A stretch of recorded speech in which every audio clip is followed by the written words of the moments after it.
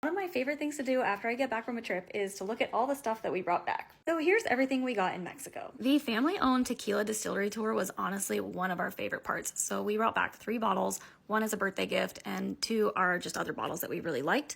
So we got tequila anejo, tequila reposado, and tequila blanco. Very excited about these. The distillery was also so sweet and they let us take home these awesome little margarita glasses. We saw a lot of these earthenware clay mug vessels around Mexico, so I'm so happy they gave them to us because if they didn't, I was gonna go out and find some to buy. We did a Mexican sweets shop tour at some point in our trip and I brought back this dulce de leche con tequila.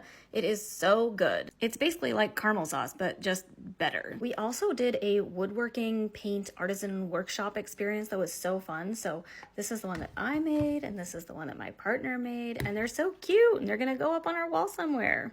I love them. And last but not least, I cannot leave Mexico without getting some real vanilla extract. I live in France and I don't know why, but that's really hard to find here, and when you do, it's really expensive.